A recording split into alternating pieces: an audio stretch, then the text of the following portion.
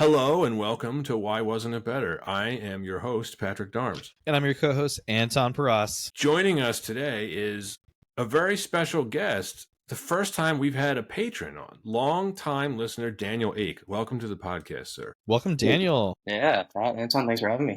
Excited to be here. This is a highlight right here. Best part of the week. Absolutely. This is a really special thing. This is the first time we've had one of our patrons on. That is something we do. If anyone else is interested, pay us money and we'll consider it. There you go. But I feel like it's just so fun to have a true fan of the show on today. And before we dig in more, just quick question, Daniel, do you have a favorite episode? Favorite episode? You know what? I really enjoyed, the early seasons, season 1 and 2 quality. I disagree with a few of your guys' analysis there. Anton, I'm on your side when it comes to Gangs of New York. I love that episode. And I love the movie. I grew up watching that one, so maybe it's nostalgia just for me. Trying to butter me up right now. Okay. But then I'll knock you back down because my second favorite would have to be Tron. And I know it's a bad movie, but I love watching it. It's a guilty pleasure. I mean, Anton, you like Tron. Yeah, no, but it's just not that lead actor. What's his name? Yeah, Garrett something or other. Right. What if I told you I booked him as a guest? Would you just sit that one out? Why would you take him away from his busy schedule, like driving for Uber? You gotta see what's coming up. Yeah. Well, that's how I booked him. Oh, you on Fiverr or you saw his listing on Craigslist? Will work. Still a model. Yeah. To get this back to what were we talking about? Yeah, Daniel. So your favorite episodes early on. So would you say we haven't been doing it for you recently? No. Is that what you're implying? I think I'm too nostalgic. Okay, all right. That's a good answer. That's what it was. Well, today we're talking some Marvel again. Anton, we usually try to get at least one of the MCU movies into every season. I guess not that hard for us to do because there's so many of these at this point. We're more or less doing these in release order. Today it's Doctor Strange. Benedict Cumberbatch bends time and space, but somehow Doctor Strange still feels a little flat. In this episode, we dive into Marvel's trippiest origin story and ask why all the kaleidoscope visuals and clever quips couldn't conjure a more compelling film. Was it the rushed arc, the undercooked villain? Did Marvel just play it safe? Let's unravel this multiverse. The plot is as follows. Dr. Stephen Strange's life changes after a car accident robs him of the use of his hands. He didn't know what to do with his hands. When traditional medicine fails him, he looks for healing and hope in a mysterious enclave. He quickly learns that the enclave is at the front line of a battle against unseen dark forces bent on destroying reality. Before long, Strange is forced to choose between his life of fortune and status, or leave it all behind to defend the world as the most powerful sorcerer in existence. Doctor Strange was released on November 4th, 2016 by Marvel Studios, directed by Scott Derrickson, screenplay by John Spates, Scott Derrickson, and C. Robert Cargill, starring Benedict Cumberbatch, Chiwetel Ejiofor, Rachel McAdams, Benedict Wong, Mads Mikkelsen, Tilda Swinton, Michael Stuhlbarg, Benjamin Bratt, and Scott Adkins. The budget was $165 million. The box office was $677 million. Adjusted for inflation, those numbers are $215 million for the budget and $884 million at the box office. It has an 89% Rotten Tomatoes score. A little high. Well, when we talk about why we chose this movie, our listeners at this point know we're going through the Marvels. This is the 14th film in the MCU. It's the second film of Phase 3. It's the first film to feature two Benedicts, which has got to be a first for most movies, I would imagine. Daniel, as today's guest, why did you want to talk about Doctor Strange? I'm a big Marvel fan. Not so much of anything that came after Endgame, but the true stuff. It's great.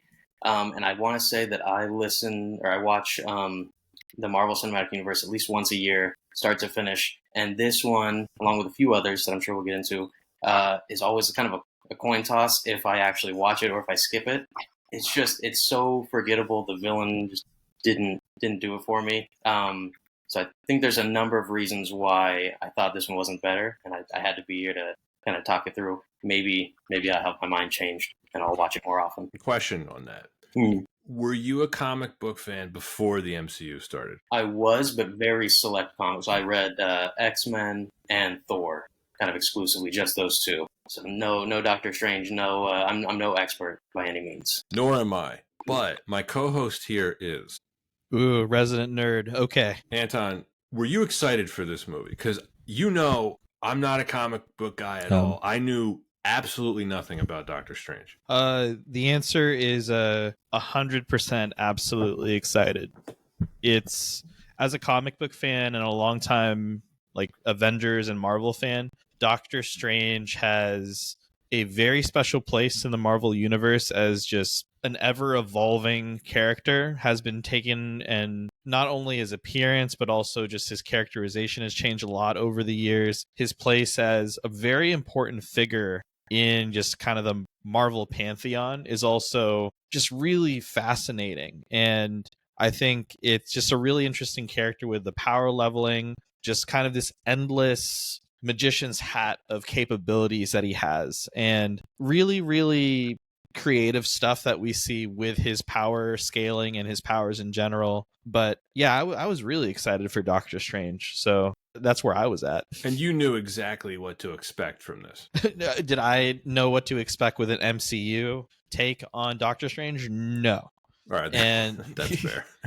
But did I know what to expect, like story wise, like that Doctor Strange had, screwed up hands and was a very incredible, like world renowned surgeon that wanted to figure out what to do with his life? Yeah, of course. But what Marvel did with Doctor Strange was a different take from the comic, which I know we're going to talk about, and no spoilers on how I felt about that.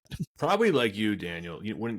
When it comes to these movies, like Phase 1, yeah, I didn't read the comics, but I was pretty familiar with Iron Man and Captain America and Hulk and to a lesser extent Thor. But yeah, Doctor Strange, I knew nothing. Kind of like Guardians of the Galaxy and Ant-Man. Like when I first saw this, I didn't see this in the theater. It was whenever it hit Netflix in like early 2017. I had not a clue. And from the poster, my dumb ass confused him with Ra's al Ghul for like 2 seconds. And then I was like, oh, wait, no, that wouldn't work. That wouldn't make sense here at all. But I feel like it's not wrong for me to confuse them. Like I can see that. The green cape, the facial right? hair. Yeah, okay. Like a younger Liam Neeson certainly could have been Doctor Strange. Yeah, maybe that would have been better. Maybe. You don't like the Benedict #1? Oh, and his bizarre non-American accent? Oh, I can't wait to talk about his accent. Here's a stat for you both. And Anton, I hope I'm not insulting Doctor Strange by calling him like a B or a C level character. Like he's just not as famous as the Avengers. No, he's not.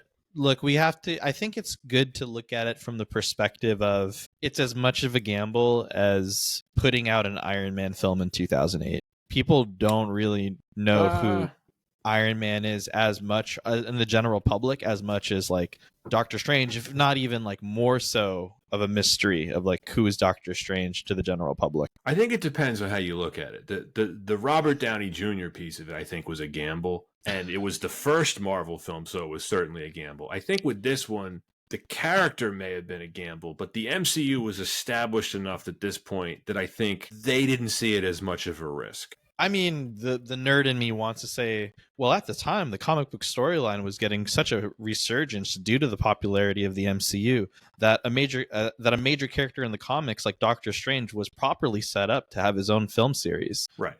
But I know what you mean, because like I said, I'm not saying he's a bad character, but unless you were into comics, you didn't know anything about Doctor Strange. No, your average moviegoer does not know Doctor Strange. And yet, the fact I wanted to tell you both, this still outgrossed the Justice League, which came out the same year. That's hilarious to me. DC was really in the dumps. I think at the time, Marvel could have come out with just about anything. Superhero they made up on their own, and it still would have been a blockbuster. They were... Yeah.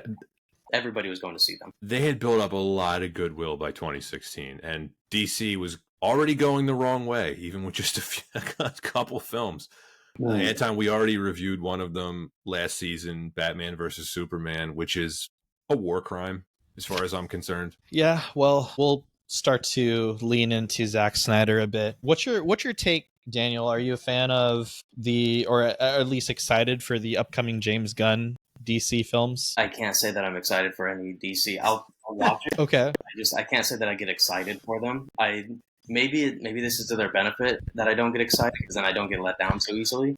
There we go. Yeah, so I'm going to give it that. But no, I'll watch it. I'll definitely watch it. I find myself in the theater multiple times a month, so I'll watch it, but I won't be excited. Okay, fair enough. Anton, you know I want a good Superman movie. I do. I really course. do. I do.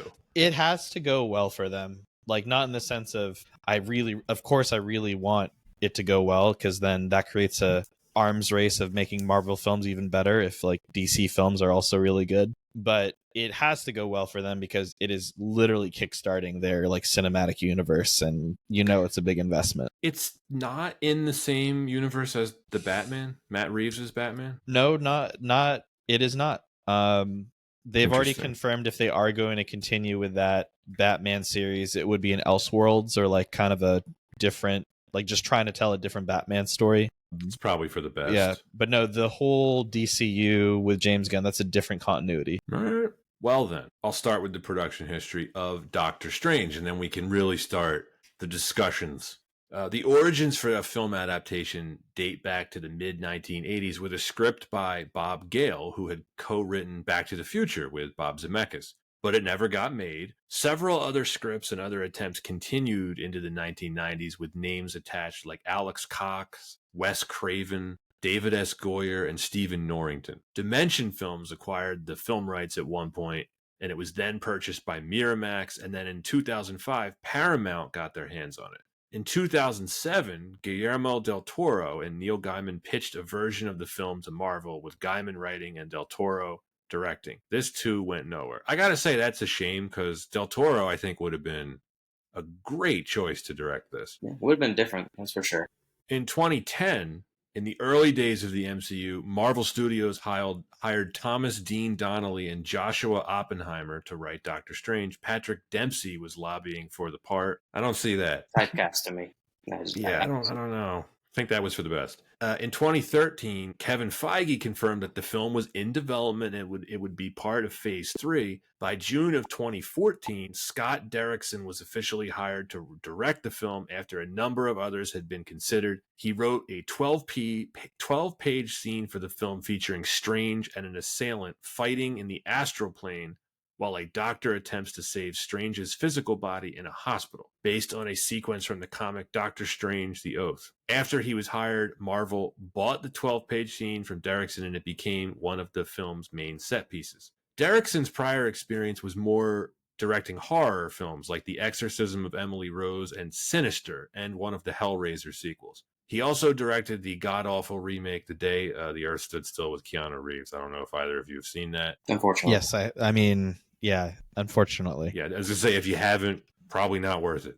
On transitioning from horror films to superhero films, Derrickson said, quote, "It was nice to work on something more positive and not have my headspace in something so dark for so long, but it was also weirdly similar because of the fantastical nature of the movie," end quote. He wanted his Sinister co-writer C. Robert Cargill to work on the script, but Marvel passed on this and instead hiring John Spates. Derrickson and Spates spent months working on the story with Feige. Derrickson wanted Nightmare to be the film's antagonist, along with the concept of, quote, nightmares themselves as being a dimension, end quote, but Feige found this too challenging. I gotta say, Anton, that sounds more interesting than what we got in this film, without me spoiling anything. However, how would that have fit into the Infinity Saga? Probably a bit more differently. It's a good answer. I don't know either. I was really hoping you'd have something because you know this stuff. Is Nightmare like a memorable villain? I don't know anything. I mean, look, it's just not I don't think it would really fit well to screen. So you think Feige, good call.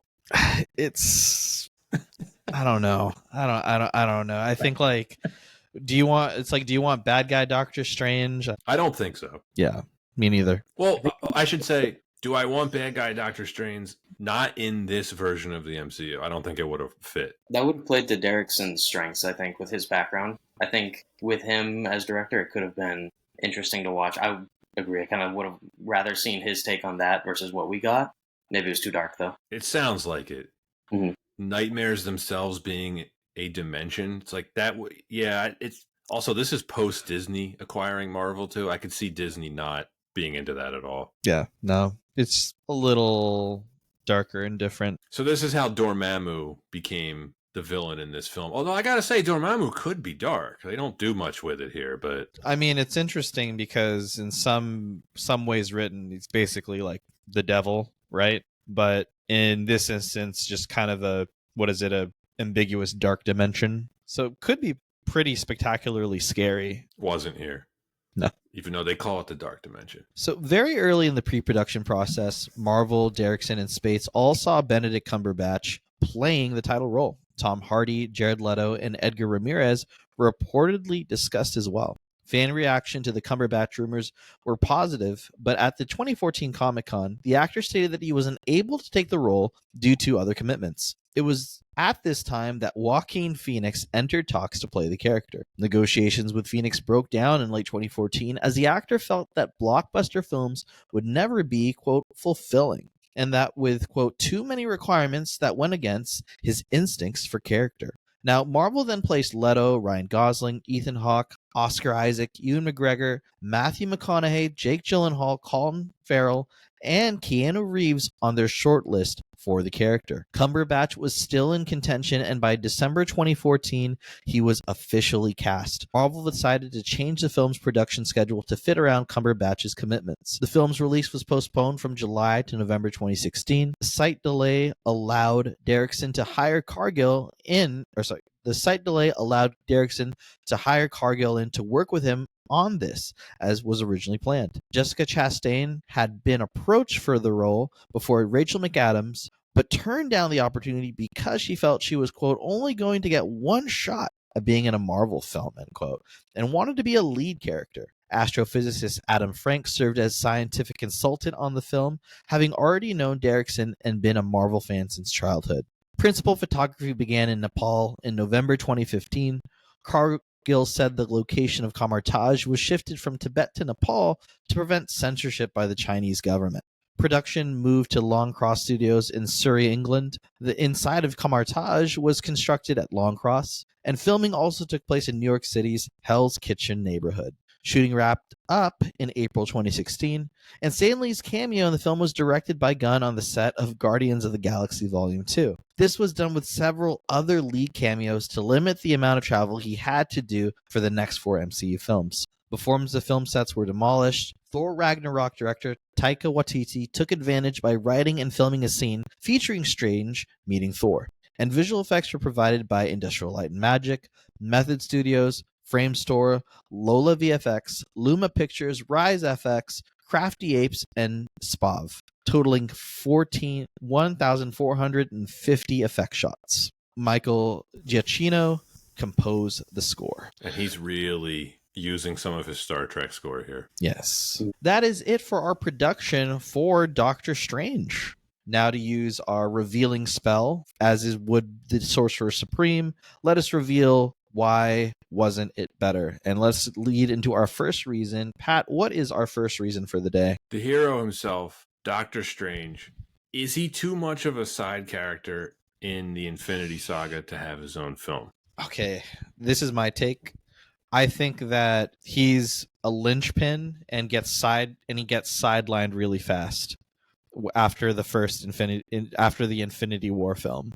I do think setting up this side of Marvel was important for the MCU. I feel like his powers are underdefined, in my opinion. I think he falls into a similar issue that I have with Captain Marvel, where it's just every scene you get a new power that they have with no drawback. And I just start to wonder, did they make them too overpowered and then they can't use them later? Because how are you going to combat that? It works in his own movie, but he plays definitely a side character in the Avengers series. I know what you mean, Daniel, without having the context of knowing anything about Doctor Strange. I left this movie, like, one of my takeaways is like, all right, well, like, what can't he do with the magic? It's not really clear, to me at least. You know, they kind of limit it here to, like, whips and shields, and he also needs, like, a ring and, like, what's, like, the nightstick thing he's given? It's not what it's really called. I know, I can't remember what it is, but it's like, what is it, like Harry Potter level stuff? It's like,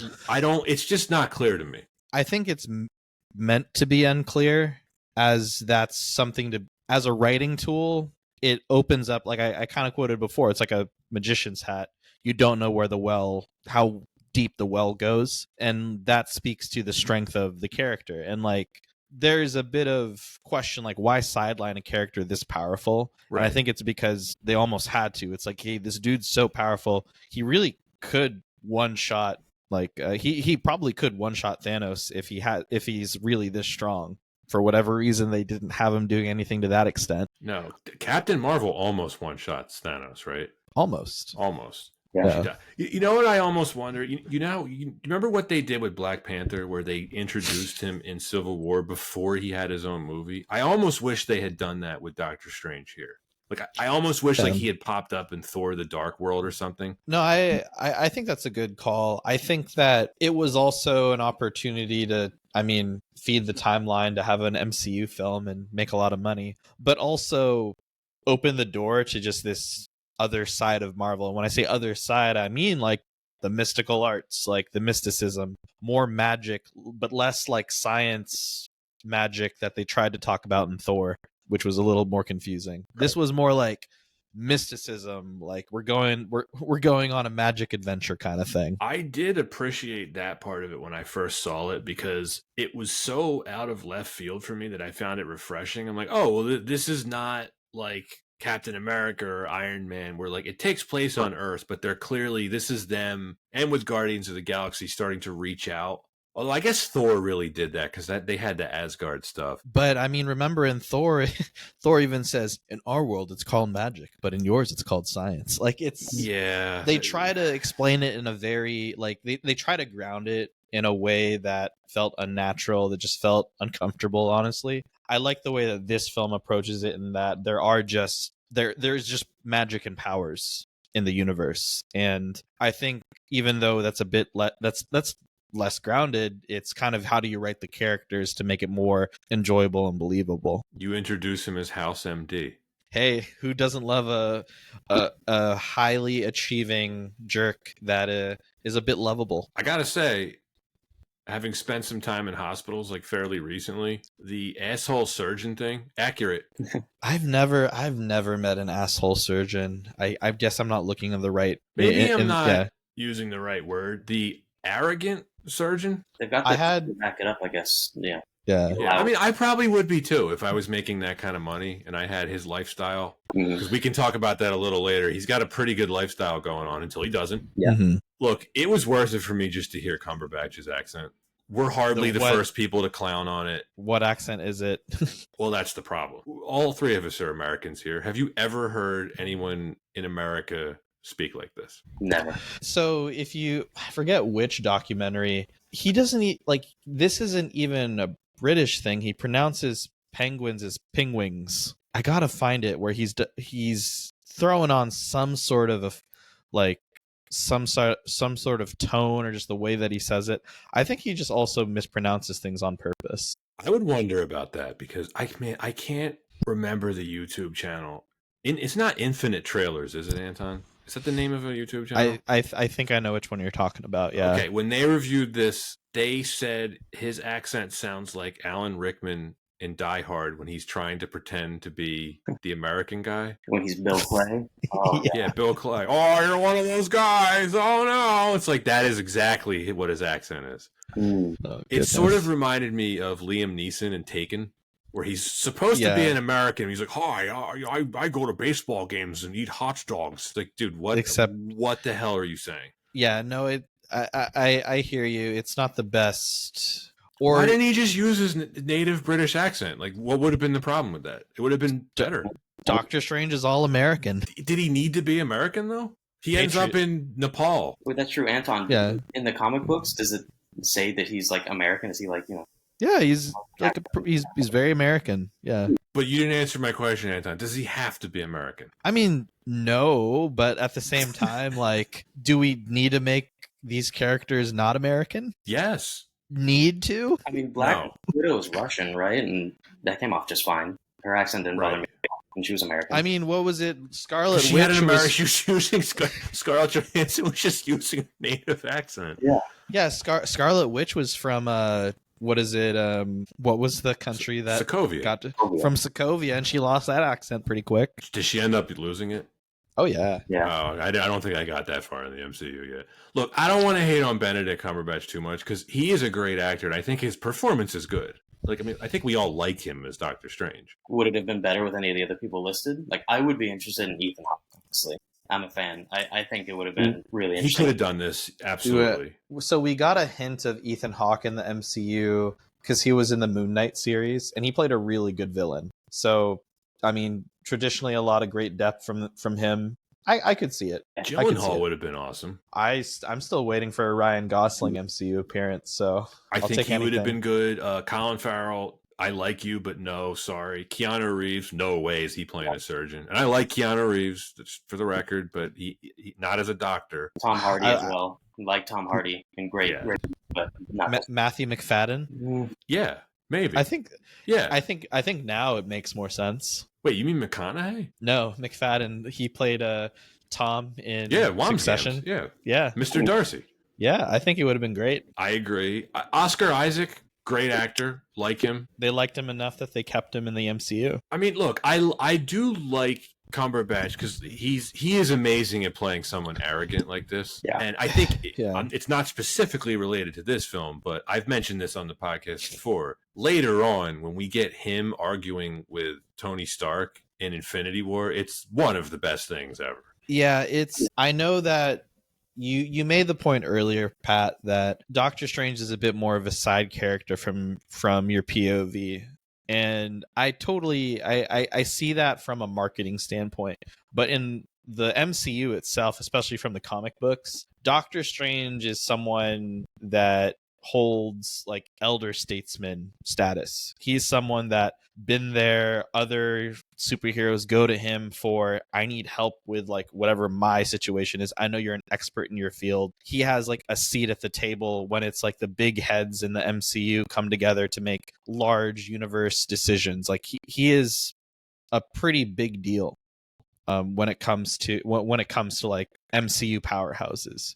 So I think if you have that expectation of this is someone that's a big personality that other heroes go to, I think you do have to have a very strong lead. And I think Benedict Cumberbatch brings that acting prowess. I agree with that.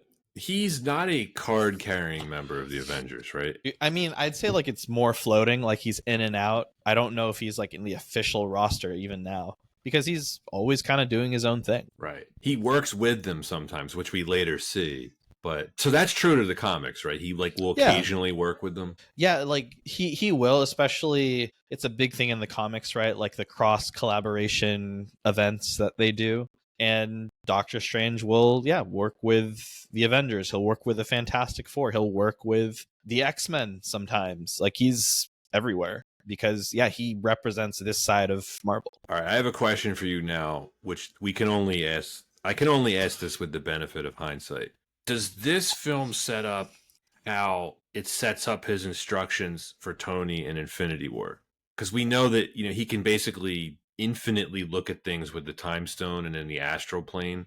Has he seen all the possibilities already as early as this film, knowing that there's only one way to defeat Thanos? I was trying to like watch this movie with that context. Thinking from the perspective when you're watching Infinity War, he just genuinely seems too surprised to meet people that it's hard for me to believe he's looked forward and seen all of these outcomes. I don't know why he wouldn't, unless maybe he took that as like a lesson learned from the previous Supreme, that like maybe it's not best to know the future, and that's why he only does it when he absolutely needs to. Because it's just there's too much up to chance, I think, throughout the rest of the MCU for him to be all knowing. That's a real basically hit the nail on the head from like my perspective.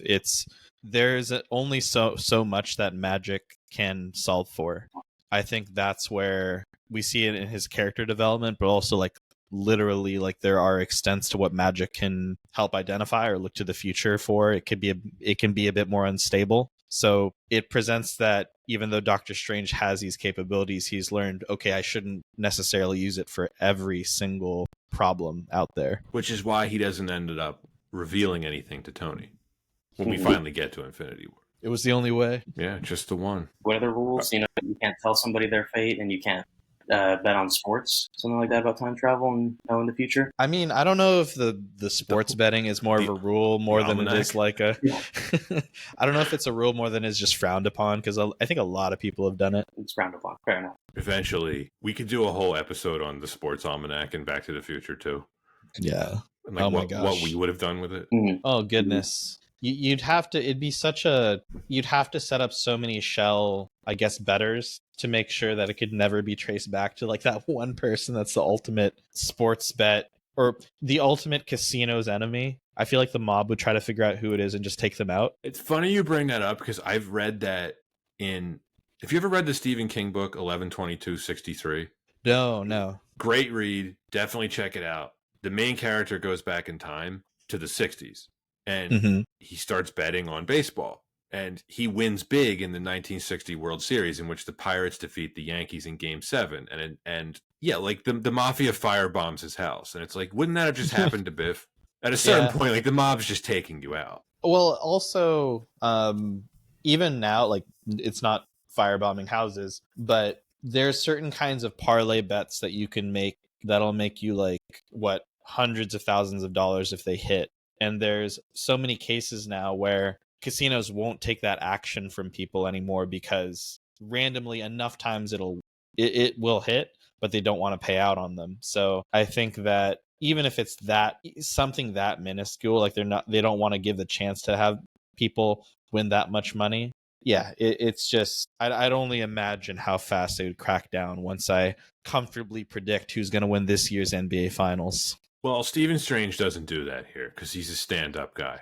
Is he? I don't know. That was the other thing. He sort of becomes a good guy at the end. Like he wasn't a bad guy before he lost the use of his hands. He just was a jerk, right? I mean, he still wanted his hands back until like 20 minutes before the movie ended. He was still. Well, can we talk about that now then?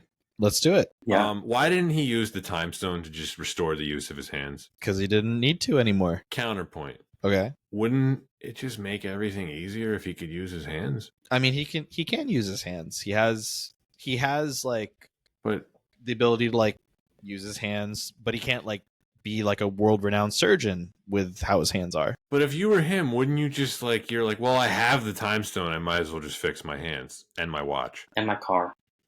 I wanted all that. Yeah. I mean, I know and my he got, bank account. playing with the Apple, but I feel like he could have used that for some minor things without changing the course of the world. I think like okay, let's say he does. How does it make the film better? It satisfies me. My takeaway, I'm like, why? Yeah. Why? When's he going to fix his hands? What an idiot! What a moron! But why does he need to fix his hands? For what purpose? Because he wanted to. But why did he want to? He could have been the one to operate on the ancient one at the end. Maybe he could have saved it. He let that poor Asian white woman die, Anton. Anton, if Is you that- were is him that it? and you had Yeah. busted ass hands and you had this time stone that would allow you to restore them, you're telling me you'd be like, I'm good. I mean, it's like if I've gone through everything that I've gone through in the film, like I've died probably like thousands of times trying to like solve like a situation with like an extra like a demonic being. I've fought against like my fellow like sorcerers, and I'm trying to like hone the balance between like light and dark magic and trying to save the world. I think the lowest thing on the totem pole is like, well, I gotta make my hands work again. I think he'd be higher. It's like because he has he's to use magic to open a peanut butter jar. but he's learned that there's more to him than just his hands or his like past life and his success. Like there's more to him in him itself, because of he's moved away from the material goods that brought him his past life. He knows that there's a greater calling to just choosing to be like the sorcerer supreme or like pursuing that path. So the hands don't matter to him as much. Clearly not. But like The watch is unforgivable, though. A Jaeger, Le But, like- Couture, Master, Ultra Thin Perpetual. He doesn't fix it? I get what you're saying, but like symbolically to him, it's a sign of his old life, and repairing it won't necessarily bring back his old life. I agree with that point at the end of the movie. Afterwards, he kind of takes over. I think that's where he gave up his old life. 15 minutes before that, after the attack, and he defended the Sanctum in New York. right? Mhm. And the Ancient One offers him like the GM position of that sanctum. The G. The G- Down, he's like, I just wanted to fix my hands, but at that point, he already has the time stone. He's played with time before. He could fix it then. I was surprised he didn't, because at that point, he hadn't really given up what he really wanted, which was his hands. So I think at the end of the movie, I agree with you. Earlier on, I think he could have, just for kicks and gigs. It's the whole, yeah, there's so much in the movie that points to no matter what you like, there's Spider-Man, with great power comes great responsibility.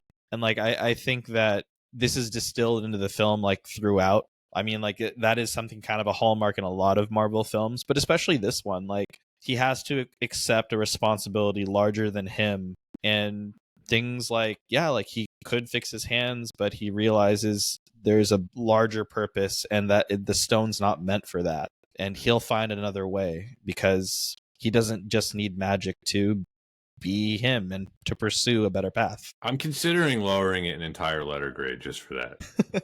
Go for it. I might. I don't know. The I think, Jaeger, yeah. it hurt me he didn't fix that watch, though. That's a $20,000 watch. The rest of his lifestyle, this is like low-key one of the most baller apartments I've seen in a movie. Oh, this goodness. place in Manhattan. Incredible. Underrated movie house. The watch drawer alone was phenomenal with the automatic winders. Yeah. That's when you're a serious collector, the automatic winders. Mm-hmm. So it seems like it's a fictional location, but I was trying to pinpoint where it is. It seemed like either the Upper West Side or Midtown, like Billionaires Row, somewhere around there, if anyone's curious. And then, of course, the location of the store that he's managing at the end of the film, that is somewhere in the West Village. They're like, you were a surgeon. I mean, management is management. Yeah, makes sense. Owning a Lambo in Manhattan is sadistic. It's a choice. It's a choice. It's like, when are you? I mean, what, you just don't drive don't drive during like any hour of the day because you wouldn't want to get a single scratch on it. And you got more than a scratch on it. Is this one of the most outrageous car crashes you've ever seen in a movie? Yeah, and at no point I saw no airbag, I don't think, go off. But he went like off the side of a mountain. It's not what I expected from an MCU film. No. Mm-hmm. You're like, whoa. Yeah, no airbag on the, what is it, like $300,000 car? He took it out. It would have been too heavy. Good point.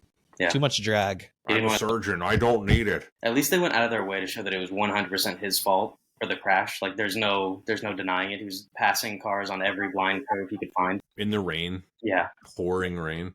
Mm-hmm. Yeah, so I have some financial questions. There's no way to answer this, but this is how much I nitpick this stuff. How did he go broke? They make it sound like he had 7 surgeries, I guess. They're expensive, but... expensive surgery. He would have been on disability. Mm-hmm. Like, so I don't know. Okay, I think maybe that's a better question for, I guess, what is it? Employer law, or just like even just I don't know how much you would get paid on disability and for how long. Okay, I'm glad you asked, Anton, because I consulted my financial advisor about this. That's how much this interested me. Okay, so most medical professionals have what is known as a quote own occupation definition of disability. This would have allowed him to collect if they couldn't do their job. Even if they could work in another profession, he would still get basically his entire salary if he was no longer a surgeon, not even counting disability. But he has to be like, I guess, part of a plan that would cover that. Yes, but why wouldn't he have that? Like, why wouldn't he have insured his hands, basically? Why wouldn't he? It's the same reason I'm asking you, why wouldn't he fix his hands? Is he really as smart as we think he is? I don't think so. I mean, I think from a practicality standpoint, if you have something like that in place, you don't have a movie. Because, let's be fair, Pat, things like having proper insurance is probably what kind of sets up or it takes out a lot of the plot for like even the Spider-Man films, for all the destruction that goes on in New York and not needing like a proper like damage control like organization. But I'll go ahead and just say he didn't purchase the right plan because the movie needed to have a full film. This is how I nitpick them, Anton. You know this. I do this with every movie. Yep. Could have used the time stone for that too. Like, man, I should probably go back in time and get disability insurance. All I can say is if this was someone that was a bit more money conscious, they would not have pursued being the Sorcerer Supreme. They probably would have looked into, how can I ensure my financial future? Could do both. Someone's got to pay for that upkeep of that like castle thing they were staying at in Nepal. Does the Sorcerer Supreme match 401k contributions? They didn't cover that one, so I don't know if we maybe institute that later. That was actually in a deleted scene. They're like a kind of like monks at a monastery. They're subsidizing it with a brewery. Okay. Ooh, goodness. All right, so I don't think I need to spend any more time talking about why he didn't fill in the blank with the time stone. Yeah, I wish we had gotten more time with him as a sorcerer though. When he's like in training, I found that stuff like pretty cool. Yeah, it was rushed, and he also he got really good really fast, so maybe it's just a really short runway. You know, I actually had a question about that too, Anton. Maybe you can answer this from the comic book side of it. Is he special in some way, or can anybody just go to Camartage and like learn this stuff? Because it sounds like he was born to do it, but also anybody can learn. I think that's more open-ended for interpretation. Like, is the question like who can do magic? Yeah, like Yeah, training everybody after he became. Yeah, it's funny because he's taken on like other like sidekicks over the years. Some of them just like that, they learn, oh, I guess I can do magic, and I don't think there's necessarily a set hard fast rule. I'm sure you probably also asked that question if you've seen the what is it? Spider-Man. What was the last Spider-Man film? Brand New Day, or no? It was Vegas Vacation. Basically, the one where you find out Ned can also do magic. Oh, that's right. I forgot about that. Yeah, you find out Ned can do magic, and you're like, was it always in him? Oh, the Half-Blood Prince. Exactly. Yes, I think I have a partial answer to this question. I think anyone can do magic, but remember at one point they ask him like, how are you learning this stuff so fast? And he says, I have a photographic memory. So that I think that clearly gives him like a huge edge over most others. I don't know why, but I felt like it'd be such a funny it'd be really funnily written if he says a line like, I have photographic memory, but throughout the film he just forgets people's names, or just like other just small things like that. It's like, who are you again? My name's Wong. We've met like 20 times. Who's Dormammu? What? He keeps forgetting what's her name, the female love interest name. I don't even remember her name. Kate? Miss Rachel McAdams. Yeah. Well, I know her name, but what's her character's name? I don't know. Less important. I mean, they revisit that whole relationship in Multiverse of Madness. Rachel McAdams showed up for another paycheck. Yeah, got paid. There we go. Let's talk about the villain, whose name I had to write down because I kept forgetting it. Mads. Well, of course it's Lashif. Big year for him. What else was he in this year? He was in Rogue One. Significantly better. Who did he play in Rogue One? He played main character's dad. Daniel, I think I'm the only person that the movie does nothing for me. It's not my favorite. You know, I do enjoy it. I just don't think that people have put too much weight on it, on how good it is as like compared to like the all-time great Star Wars films. Yes, thank you. Because I had someone tell me it's the best Star Wars film ever, and I laughed in their face. I was like, no way. There's no phantom. Like, it's really good, but no, I even had to clarify. I was like, wait, you mean like the best since the original trilogy? And they're like, no, I think it's better than that. I was like, okay. No, and it's like, that's really ambitious to say. Look, but some opinions can be wrong. That's wrong. Yeah, there we go. But okay, he's in this film. He's awesome. We love Mads Mikkelsen. Yeah, in this film, is he given a lot to do? Oh no. Well, I wrote this down a little bit later, but I can bring it up now. Like, the problem with these introductory Marvel films is that, especially when it comes to the villains, you know this guy Caecilius isn't a real threat. Even with the Dormammu piece to it, we know he's a placeholder until Thanos shows up. And because this film's primary job is to set the table for other stories, it can never fully commit to, I think, being great on its own. It's just limited by what they were kind of permitted to do within the framework of the Infinity Saga. Yeah, I think he's underdeveloped. I don't really know what his background is and what motivates him. And I kept thinking, and I think this is going to be a hot take, especially here, but I was happier with Mickey Rourke in Iron Man 2 as the villain than I was here. I think it's more memorable, and I cared more about his cause than I did here. What's his name? Caecilius? Than Caecilius. No, I mean, it's a hot take, but I think it's a good take. Oh, especially, I agree. Yeah, it's plus it's easier to remember the name Whiplash.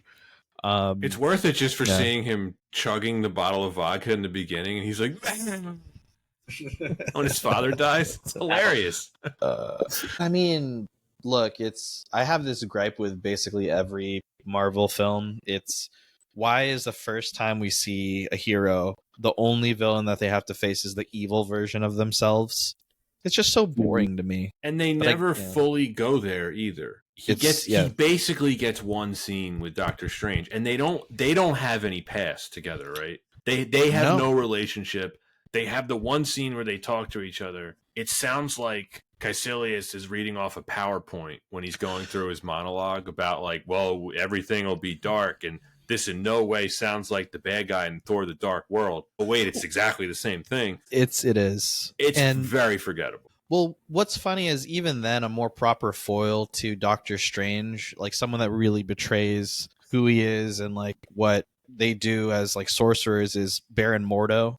And you just get him being displeased most of the film and being annoyed until the end when he goes full heel turn and says, I'm gonna be a bad guy. But there's no real payoff for that in this film, and even in the future films, just because, spoiler alert, you don't really deal with Baron Mordo ever again in the MCU. He doesn't come back? No. I mean, like, there is a version of him in Multiverse of Madness.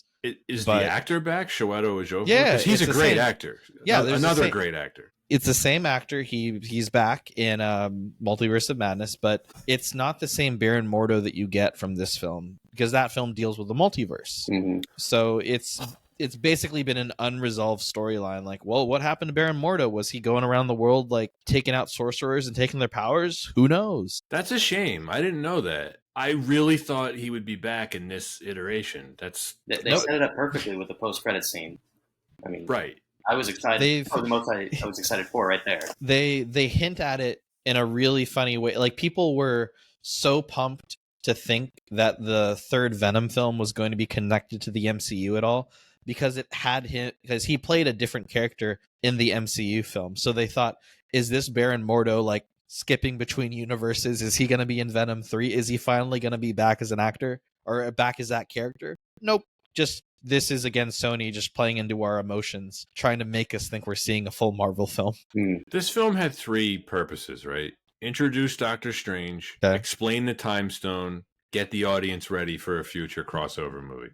That's it. It checked those boxes. It didn't really try to do anything else. I think it is a shame because it's kind of a waste of Mads Mikkelsen's talents. Like, he's just overqualified. You think about something like Anton. I mean, it's low-hanging fruit, but I'm sure you've seen this too, Daniel. Like Le Chiffre in Casino Royale. Yeah. He is a one-film villain in that. It's far better written and developed with his motivations and what he's willing to do. It's just a way better character, and they could have done that here. They could have, but we are not surprised with Marvel using all-time great actors in very underutilized roles. This was something that we approached with Anthony Hopkins in Thor, as just completely phoning it in as Odin. This is what we get with Christian Bale most recently in Thor: Love and Thunder as the most underwhelming performance that I don't think it's Christian Bale's fault as Gore the God Butcher. Just not interesting at all. But yeah, we get it with Mads here in this film. But there's just too many examples where big names are signed onto these Marvel films and there's just not enough written for them to do anything with. Would you rather have this than have it be some unknown, potentially not great actor in the role? I mean, you have a big name, it makes it more interesting, maybe? Like, I'll throw you out a potential of someone who I think would have been very much at home in Camartage. Steven Seagal. I would have immediately thought, what is that? Did a creature just crawl in from the dark dimension? What's going on here? Could he have played Dormammu? He just comes up mumbling. Size-wise, maybe. Nobody beats me in the kitchen. Zabba, zabba, zabba. Daniel, what's your take on Seagal? He made a lot of movies. I watched Correct. a lot of those movies. The quality varies. It's on the low spectrum, but you know what? He found a living. I'll put it that way. That was the most diplomatic answer I think we could ask for. I think he would have been right at home here because he if you've seen him recently, he dresses like he works at Camartage. He dresses like he could be a building at Camartage. Right. I think it's safe to say we're not going to get Seagal in the MCU. Never say never. You know, I can't see Disney springing for it. No, I mean, that is just absolutely a complete red flag. Yeah. So Caecilius, yeah, I mean, it is the same exact problem with Malekith and Thor: The Dark World. He just wants to destroy the world with some dark thing. It's you know, and once Dormammu shows up at the end, I do like the climax where it's not a fight, but it's a battle of the wits, right? Where he's doing the I'm here to bargain. I mean, I thought it was original, cool. But again, Dormammu, not a whole lot there. So when I was watching this also, I had flashbacks from Fantastic Four, Silver Surfer, Rise of Silver Surfer. Is that not the exact same plot here? It's just you got a Silver Surfer instead of Caecilius? I don't think I saw that. Is it good? It's worth a watch. It's not amazing. It's not bad. But the plot line is very similar. A big bad villain's coming, destroy worlds. And is that also Dormammu? No, it's where is it? It's been so long. I don't remember the name from that one, but he's like a cloud essentially, and he just needs like 3 holes into the center of the earth to tear it apart or whatever, and that's what the Silver Surfer does. I just felt like it was this. Was it Galactus? No, it was Galactus, and Galactus was a cloud. Was it Galactus the cloud? Okay, so yeah, and then he's got the Silver Surfer, just like Dormammu has Caecilius kind of doing his bidding until he shows up. I feel like I have seen this. And you got Lawrence Fishburne, right? He's the Silver Surfer. You still had Michael Chiklis as the Thing. Mm-hmm. Oh, and he's dating blind Kerry Washington? Yep. Yeah. Oh, I have seen this. It's not good. Yeah, you're right. But it predates this one, and you're right. Oh my goodness, yeah, it's very similar. This actually is a really good observation into a lot of Marvel storylines could probably be a bit more copy paste of like, here's the template. Something wants to destroy the world. Hero needs to be kind of jerkish, but eventually like we turn around to him because he gained something after losing something significant. One of the things that I think like was in favor of the film is that it took on it was a very different take story-wise and thematically than what a lot of people were used to in the MCU. But you could argue everything presented is basically the same formula. Yeah.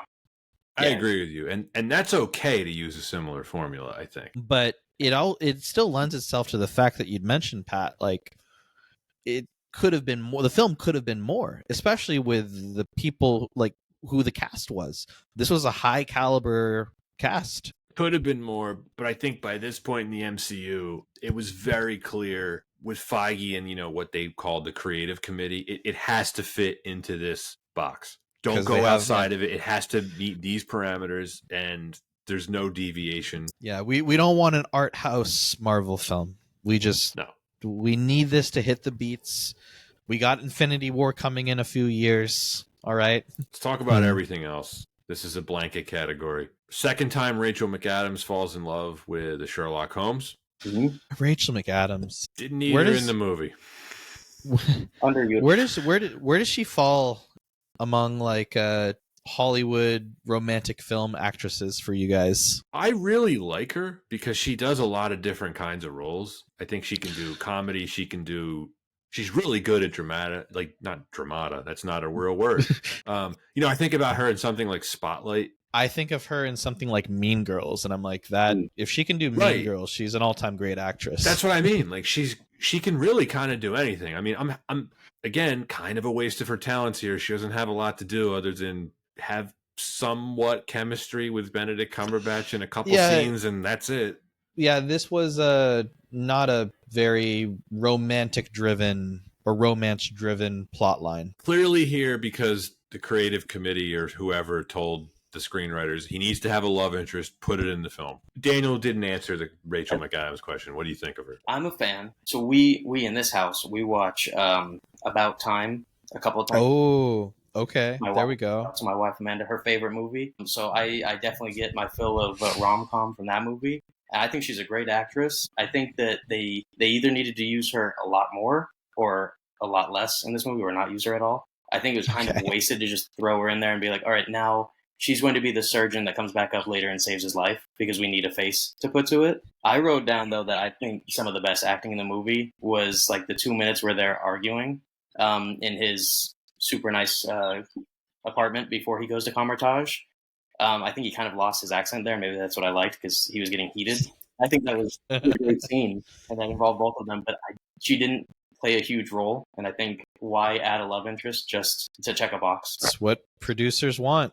It's what big studios want. They knew that she was a big hit in About Time and Mean Girls and The Notebook and stole the hearts of many. Spotlight right around this time. She's great in that movie. No, she's an awesome actress. Was Game Awesome. Night later with Jason Bateman? Is that after this? I think that was a couple years after this, maybe. Great comedy. Yeah.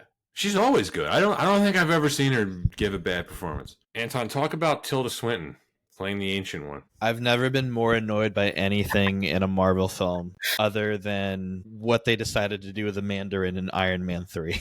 This is on par with that. Yeah. Yeah, it's like what is Marvel so afraid of depicting like Asian people? It's like, okay, we can have Wong and like who's great. Who's great. But then they're just too afraid to try to reinvent. Like, I get it. Like, there's a little problematic with the original Ancient One in the comics, just because of whatever older mystic stereotypes you want to point at. You can point at a lot of comic books in that day and age and say, like, we can't really do a lot of this now. But why not just be a bit more brave with how you rewrite the character? What sense did it make to have racially ambiguous Tilda Swinton as the Ancient One? Did it really serve a great purpose? Yeah, agreed. It didn't solve any problems. It just highlighted anything that people didn't know from before. It's like, oh, this doesn't line up. And now I'm being highlighted on the screen for 75% of the movie. It made me think like, oh, what are they trying to avoid? And then people look it up and they say, ooh, that actually is a bit worse. I don't know what they were thinking other than the fact that this would have been the perfect role for Chow Yun-fat. There's so many great Asian actors that could have played the role. The reason why I mentioned his name, number one, he's one of my favorite actors, Anton. Number two, Marvel made such a point of casting actors like him who were super, super famous in these smaller roles. It just seems like the type of actor that they would have put in one of these films. And I don't know. Maybe I just wanted to see him in the MCU, and that's why I keep bringing him up. But perfect role for him. No, I agree with you. I think whether you want to go Chow Yun-fat, I'll say this word again. Do you want to go elder statesman to play like an Ancient One character? Do you maybe look for like I don't know, like there's so many great actors that you can look to that have a big name that haven't been in the MCU that probably would make a lot of great appeal. Like, no one's really thrown Jackie Chan out there, but hey, I mean, one of the all-time great actors who probably could break out of any stereotypes that have been historically written in and probably subvert expectations for like what an Ancient One character could be. So just throwing that one out there. Anthony Hopkins? No. Anthony Hopkins. He had already been Odin. Look, I could go on and on with why I think like it's just so dumb that they would try to avoid properly writing like an Ancient One character for like 2016. But they did fix it a bit with Shang-Chi when they revisit the Mandarin character and they decide to use one of the all-time great Hong Kong actors, Tony Leung, in the role. Yep. And like, hey, like if you're gonna do that, like, hats off to you. Thank you for revisiting this and like realizing we could probably look at great talent and cast them in these roles and probably end up having one of the best Marvel villains in that film. So he's an all-time great actor. I did like the scene between Strange and the Ancient One right before she dies, with like the slow when it's like super slow motion when they're in the astral plane and you get the lightning and the snow. I thought that was a really nice scene. But Anton, I totally agree with you about Tilda Swinton. I didn't know about the history of the Ancient One when I first saw the film, so I didn't think much of it. So maybe they were just banking on a lot of like general audiences not even thinking about it. Yeah, but to Daniel's point, it highlighted a lot of people asking, wait, why does this make sense? And then all the research kind of points to a very problematic Ancient One. Don't Google Wong's character if you want to see something problematic about Doctor Strange. You warned me about that, and I deliberately haven't looked it up. I mean, I don't want to. Just like I was gonna say, like, just it's such a different character, and it's just from a different time. That also, just saying that sounds bad. I mean, I believe you. I mean, they do Wong great here. He's the best Benedict in this movie. He's so. one of my favorite additions to the MCU. Have either of you guys watched IT Crowd? No. Super funny series. He's been like a long time like great in like British series, and including that one, and he plays a really funny character on like one of my favorite episodes of the series. So if you ever get a chance, like at least look up that episode that he's on. He's a gem. He was a good addition. I like. He had some good comedic relief. Not that I feel like we needed it at any point, but it was nice to have it there. It wasn't too serious of a movie, but he's a different kind of comedic relief, right? Like he plays it straight. Dry. Definitely dry at the beginning. They also highlighted the controversy that we were just talking about when Strange first shows up at Comertage and he's addressing the guy sitting down reading the book at one like 3 times before realizing that it's not him. So even Strange kind of had that theory that that idea, I guess, that the Ancient One must be this older, wise Asian man. Oh, you're talking about the decoy Ra's al Ghul? Yes. Yeah.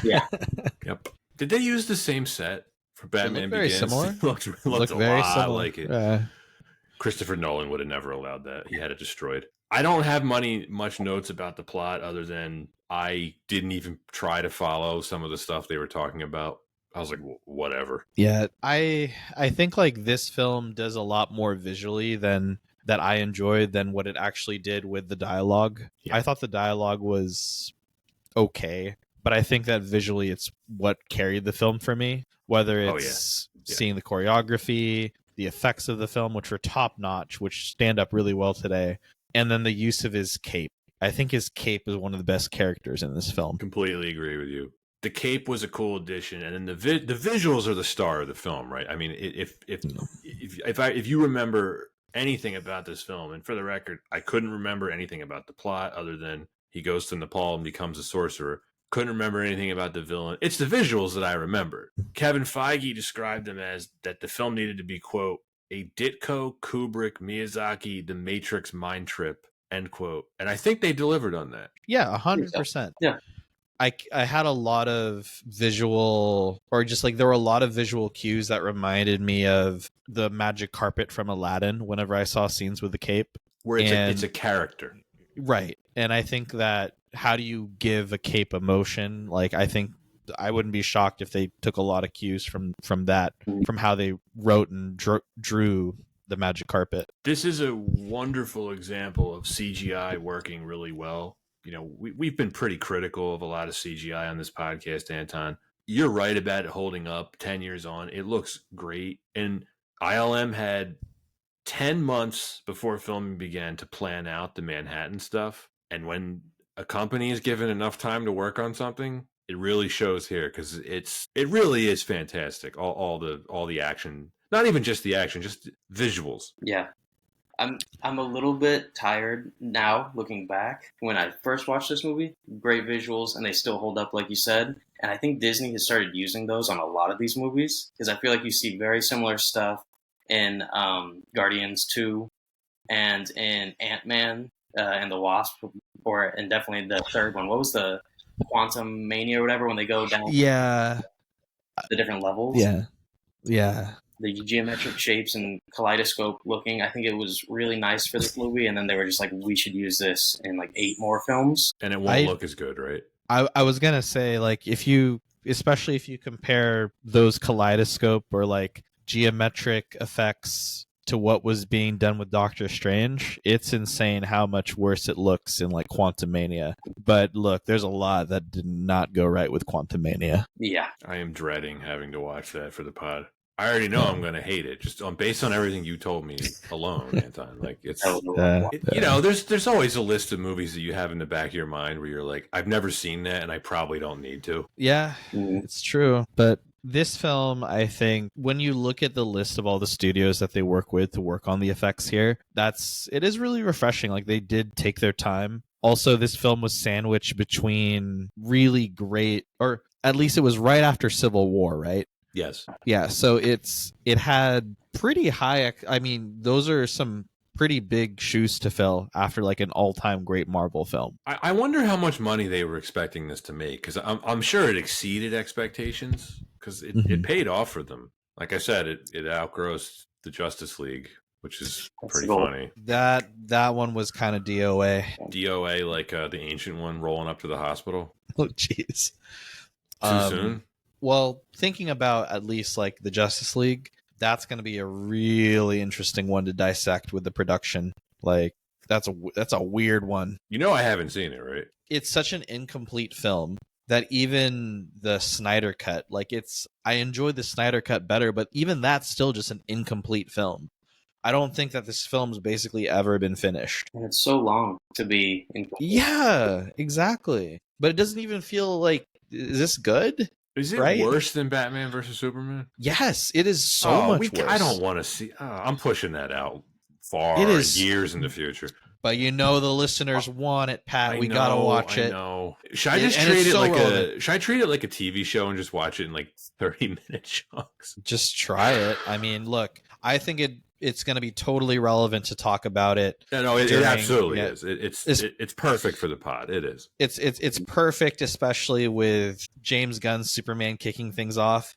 Comparing Snyder to what James Gunn's doing with the MCU, it's night and day. But anyway, we're talking about Marvel. We're talking about Marvel. I mean, we're kind of getting into home stretch here of stuff to mention. I did like the Groundhog Day style climax of the film. I think I mentioned earlier. It's certainly original. It was not the stereotypical let's shoot ray guns out of our fingers fight with a supervillain. It certainly felt refreshing in the moment. I like it because it also sets up visually a lot of interpretation for character development that I think is a lot smarter than I'd originally thought of when I watched it. And what I mean by that is just when you interpret the scene, it's like, yeah, like he has to basically outwit Dormammu from invading Earth, but it's also the dude's dying countless times. I can only imagine how painful that is. But at the same time, he's also practicing magic. And so once you kind of think about how is he such a better sorcerer kind of by the end of it, it's like he's died countless times and also had so many chances to use his magic countless times. But they don't say it outright. He never says it outright. That's just interpreted. And I think that's one of the smarter uses of a climax scene. Despite that, I don't think there was a single there wasn't necessarily a cathartic scene that tugged on my heartstrings a bit.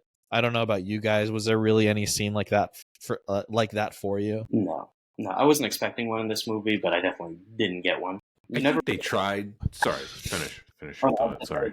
You never feel bad for him at any point in the movie. Even when he gets in the wreck, it's I still don't feel bad.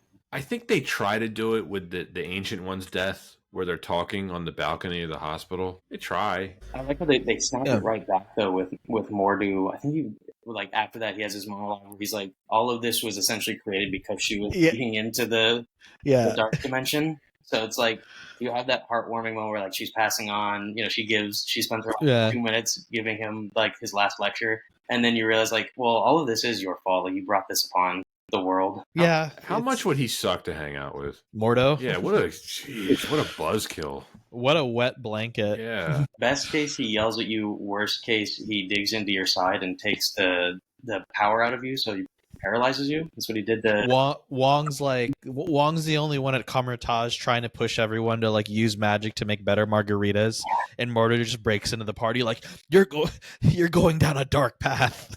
He's the guy when you're playing pickup basketball who calls fouls. Yeah. Oh, that's who he is. Mm-hmm. Oh, by the way, that dark dimension thing, that came out of nowhere, where Strange just says that after the fight at the New York location. Where he's just she's not who she says she is. She's tapping into the dark dimension. He was just sitting with that in his back pocket the whole time. Who knows okay.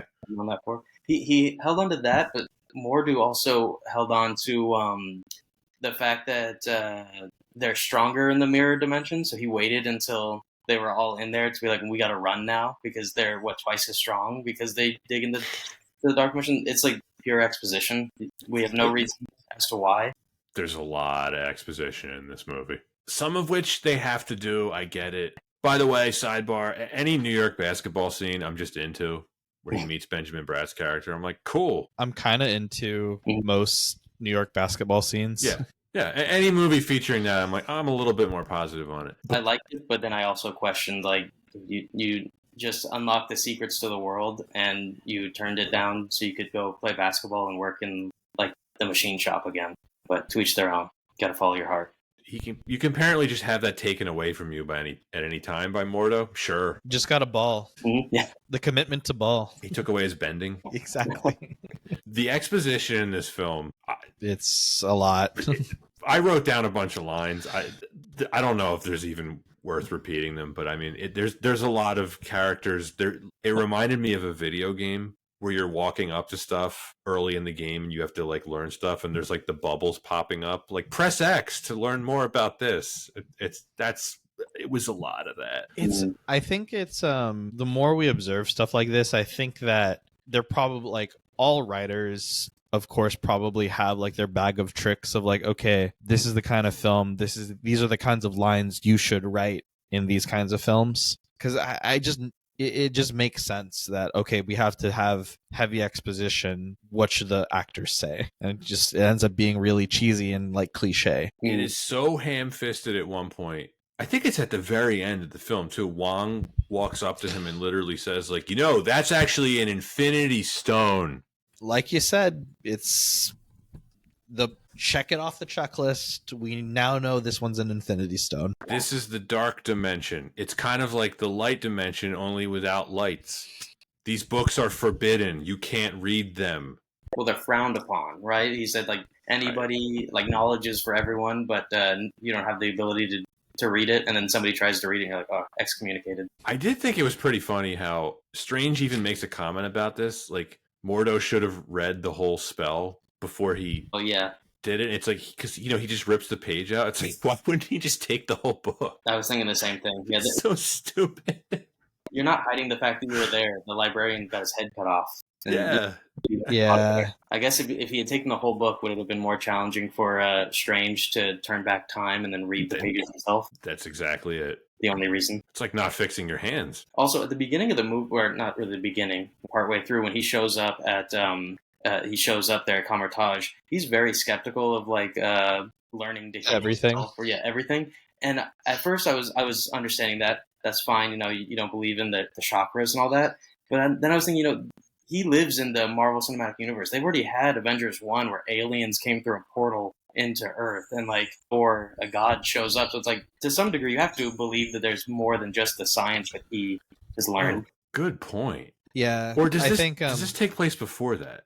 Or they don't say, right? No, because in remember in Endgame, Hulk goes back to talk to the Ancient One, and right. Strange, and she said he's performing surgery. So you're early. So this is well after that. Yeah, no, it's a good call out. I think that maybe we're meant to be Doctor Strange in that scene. I think, I hinted earlier that this is a real introduction to like this side of the MCU, the mystic, the magical, and it does take a bit more suspension of disbelief, right? Or suspension of belief. Just because at the end of the day, it's sky's the limit for what magic can do. It's a very interesting writing tool in that it can fit whatever need you need plot-wise. And then even then, just trying to accept like, all right, it's a magical society and there's a sorcerer supreme and they use sling rings and you can only use magic in certain ways. Very different from like the groundedness of like you just accept Tony Stark build stuff with science or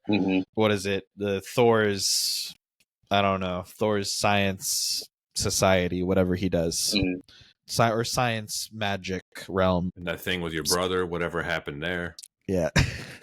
But I think, with this, if you're presenting magic in any way, I think they did a really good job with Doctor Strange. I didn't find myself like scratching my head too much at like the magic. What's up with the glass spears that Mads Mikkelsen and his like boys can make? His goons, the magic goons. That was another thing. That astral plane fight in the hospital. It's like he was just fighting a nobody. Yeah, it was a pretty even fight. Also, I don't know what the risks are in the astral plane. Like, clearly he killed him, but right, you can't do that by fist fighting. If you die in the astral plane, do you die in real life? If you get electrocuted, apparently. Yes, it's a what Nightmare on Elm Street rules. Wakes up with scratches on him. Like, what the hell happened? What was that? I don't think they thought about a lot of these things when they were writing this film. No, But that's but okay. yeah, Look, yeah, it's it fine. wasn't 2 hours long.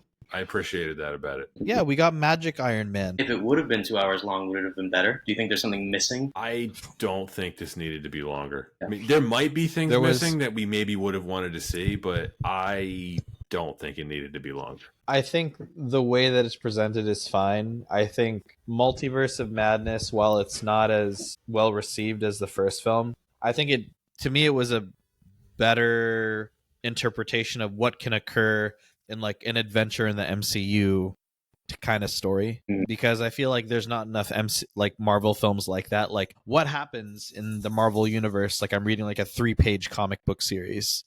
Like, that's irrespective of whatever larger events coming about it. This one still basically just serves the purpose of let's bridge to the next big film. Yeah, that's fair. They showed us the Time Stone. I think that speaking of Time Stone, though, the powers that they had seemed a little bit more like would it be Reality Stone, since they were like bending reality. But I mean, the Infinity Stones are a little vague. Yeah, in this series, the Time Stone especially is vague because it was the Time Stone that Thanos used to destroy or to bring back Vision, right? Yeah. Yes, but he can bring back portions of time, because not everything in time went back in time. It was just that section of reality, I guess. Yeah, it's localized in general. Because then it's kind of like it's localized time bending. It's like that's weird. It's like Bluetooth range. Yeah. Okay. Bluetooth localized time. Yeah. I don't know. Isn't strange? They had just gotten Vision like 20 feet away. No, wouldn't have worked.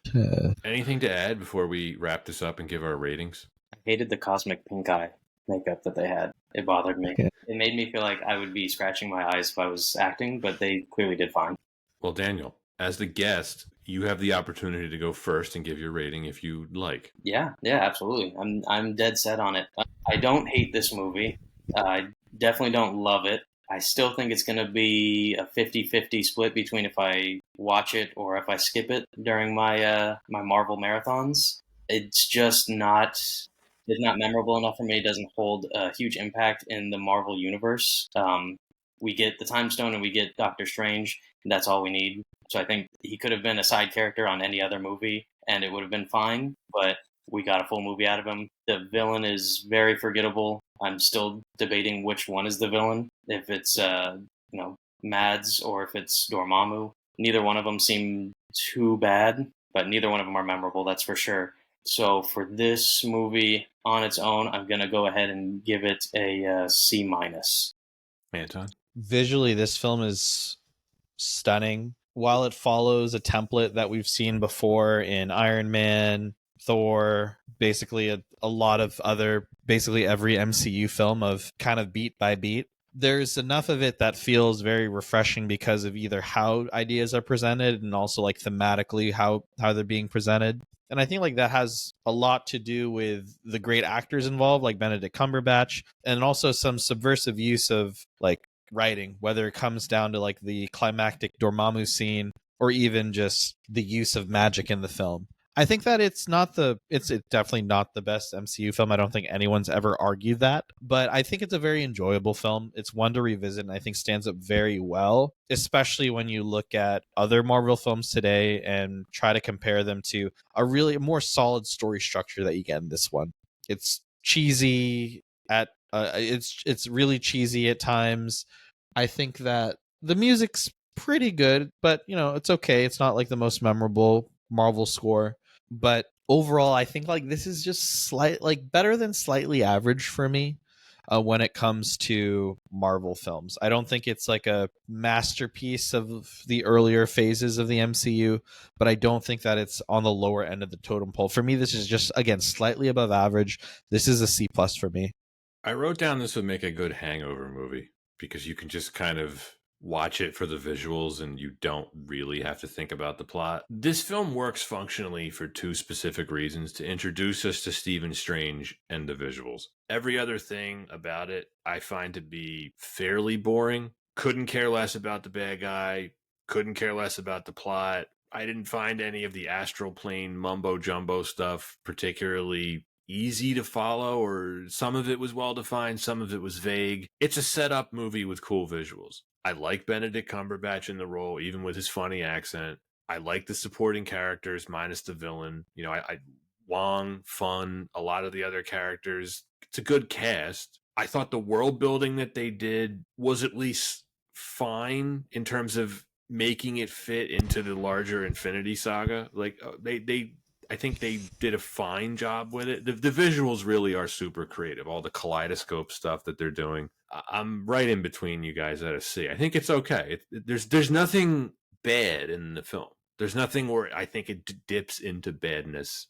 Would I skip it if I were rewatching it? I mean, I would watch it again, but yeah, I'm right in the middle on it with a C. Yeah, that's fair. And that's it for Doctor Strange. Daniel, it's been great having you on. It was a pleasure. Yeah, thanks for having me. Yeah, no, it's super great to have you on, Daniel. Thank you for all your support, and love having you on the show. And I didn't get to say this earlier. Love your background.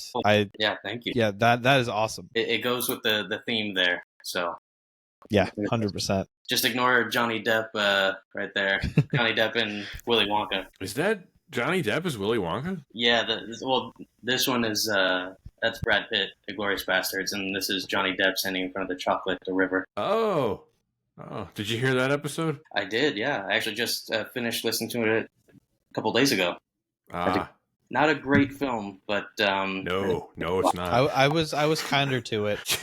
You didn't give it a great rating. No, but I was kinder to it. Would you watch it again, Anton? No. I mean, I think like now that maybe when my daughter's older, like we might turn it on and be like, hey, like which one do you like more? And I think I know which one she'll say. Would you throw Wonka in there, the newest one, with Timothy? Oh yeah, I'd put that one on. I actually like that. And then she'd be like, whoa, Timothy Chalamet, like, was this young? No, he'll look that young forever. Yeah. It won't last forever. They're not going to age. Well, that is it for Doctor Strange. Anton, I don't know what the next episode is. The next episode is going to be a good time, is what it's going to be. You're damn right. Even if it's a movie Anton hated, it's going to be a good time. I won't spoil it, but no. Yeah, you hated it. Well, yeah, that's it for this week's edition of Why Wasn't It Better? Thanks for listening, and see you next time.